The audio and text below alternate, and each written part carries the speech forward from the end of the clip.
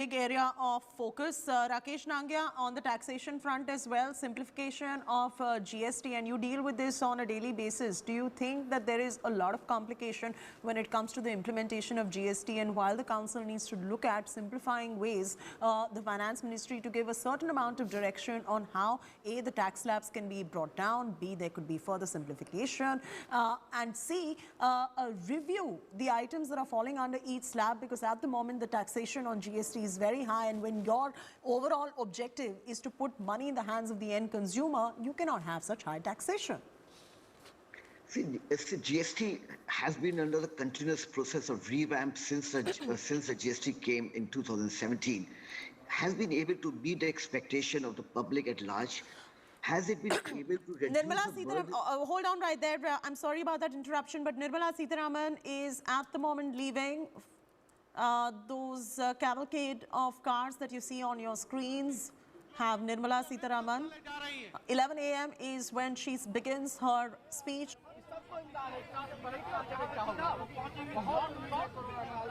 The national capital, as you can see, the cavalcade of cars, all roads, of course, leading right there to the parliament where the budget speech is going to be made. Mr. Nangia, you were talking about the GST regime and the simplification in the direction that you're expecting from budget 2021.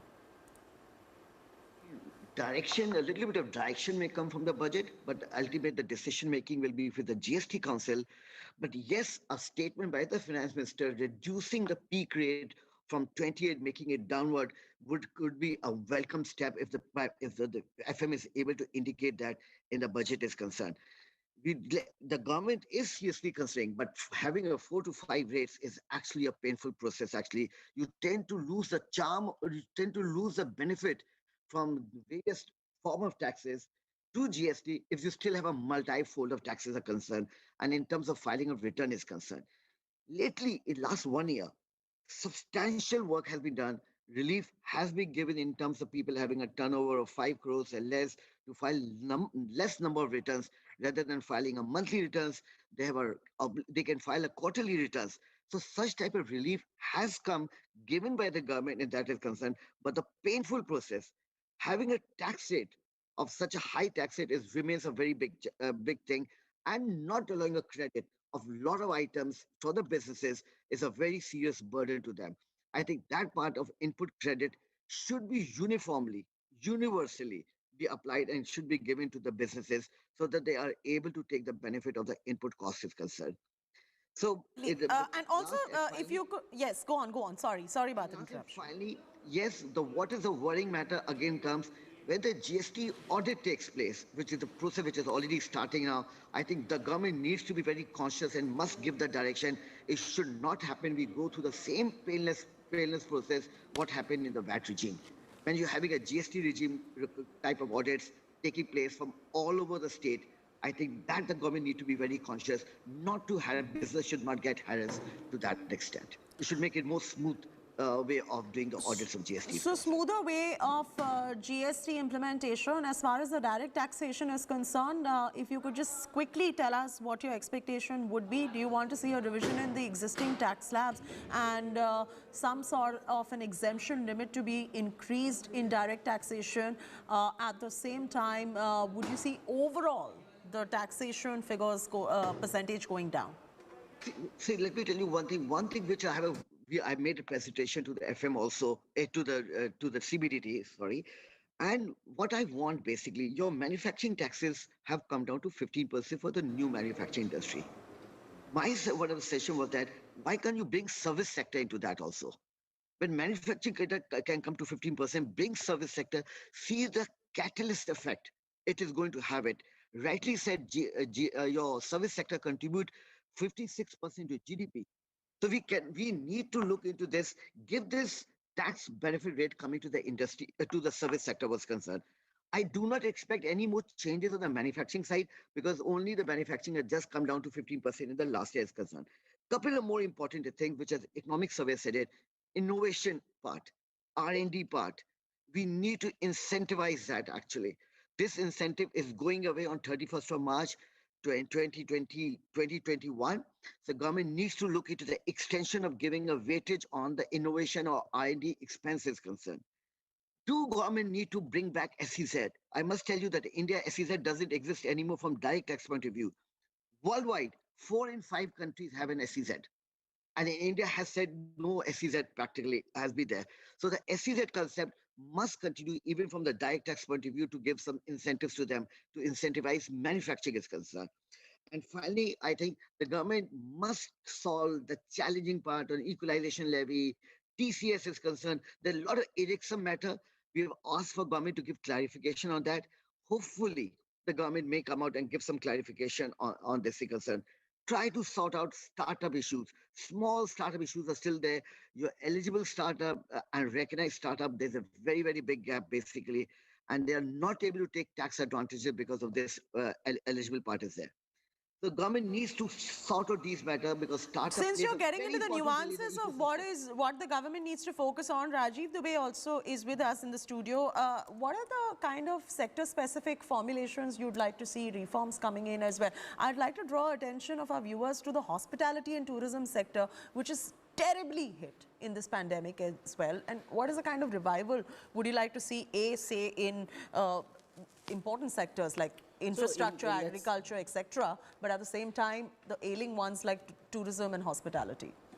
So see, as far as if we go by automobile, for instance, let's go with something like automobile is expecting the scrappage policy. Yeah. You know, in MSMEs, they're expecting that the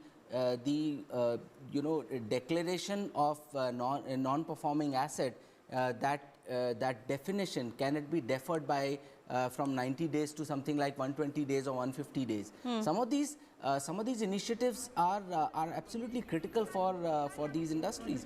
The pharma and healthcare sector is expecting. Nirmala Sitharaman has reached the Finance Ministry. Apologies about that interruption. Dipping straight into the visuals that are coming in. Take a look at the visuals that are coming in. Nirmala Sitharaman at the Finance Ministry. Aishwarya Paliwal joining us. Aishwarya, today is the day when she is not carrying the Bahi Khata, which she always ends up carrying. Today is going to be a paperless presentation of the Union Budget. The Finance Minister has reached the Parliament. You're getting us those live visuals and throwing straight across to you for the latest coming in. Well,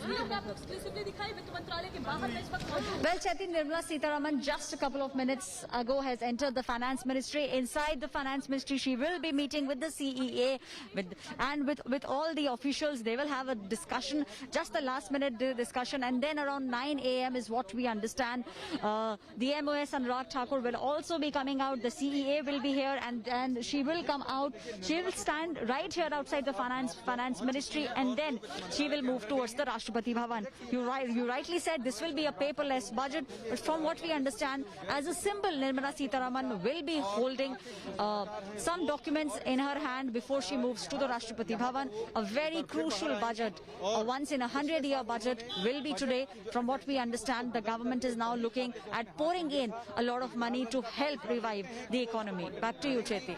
Absolutely. Helping revive the economy is what the Finance Minister is definitely going to be focusing on today. There are very high hopes from the Finance Ministry. Rajiv was just completing a point as far as the sector-specific revival is concerned, especially for the ailing sectors like tourism and hospitality. So like for instance, aviation, Chaiti, they're expecting that the taxes on aviation turbine fuel, if they can be rationalized somewhat, Yeah. Regional connectivity can be improved, and that will encourage the airlines to take on more planes. Airport infrastructure, which the government has already set out on, can this be accelerated in some way? New airport development and things like that. In healthcare, it is more about ensuring that the PPP model in healthcare, how that can be accelerated so that private sector can participate in the creation of infrastructure in healthcare, and also be part of one of the biggest learnings that Indonesia had from healthcare sector is that if the government really wants to improve healthcare of the masses, when Indonesia had the choice of making investments, it decided to do that in the primary healthcare. So the government infrastructure, government investment, if it is done in primary healthcare, if you can improve the the lifespan of your population and the life expectancy of your population, ensure they are not diseased and burdened by the out-of-pocket expenses when somebody in the family falls sick. You can automatically improve economic growth. Because that person is going to live longer, going to create more economic value. And so that was a big learning as far as Indonesia was concerned. And if we have a choice between making investments in secondary care and tertiary care or primary care, I think our objective should be to spend as much as we can, and the majority of the investment should be on primary care. And let the PPP model take over in the secondary care and particularly in the tertiary care.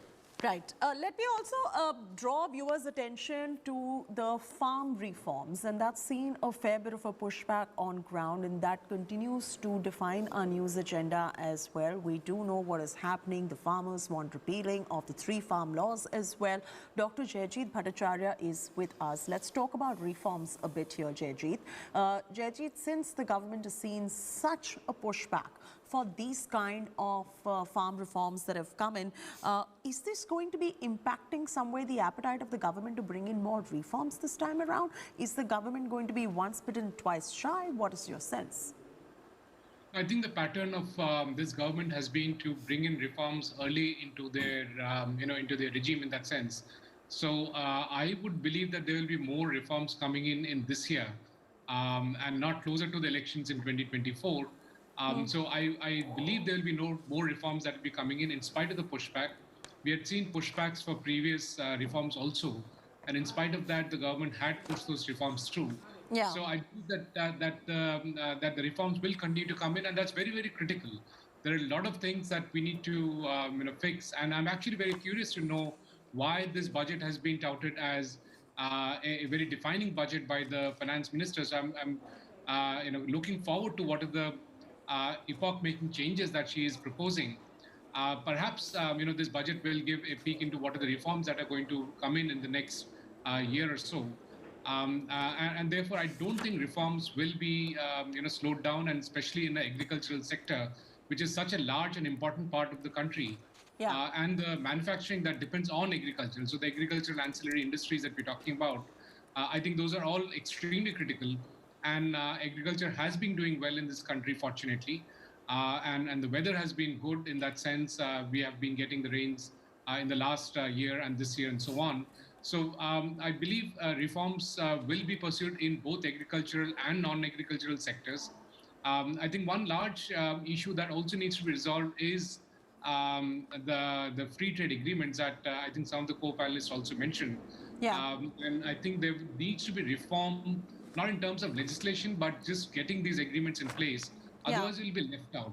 If you look at 2010, in fact, there has been pessimistic estimates of growth by IMF. And that's the point we will touch upon protectionism as well, abandoning the bias against imports, re-engaging with the world, entering more into bilateral trade agreements as well, bringing in more reforms. All of these are high expectations and an inundating task ahead in front of the finance minister. This is going to be a make or break budget. Viewers, we're going to be staying on the story. We're going to be staying on the extensive coverage of Budget 2021. I'm compelled to take a very short commercial break. More on this on the other side as well.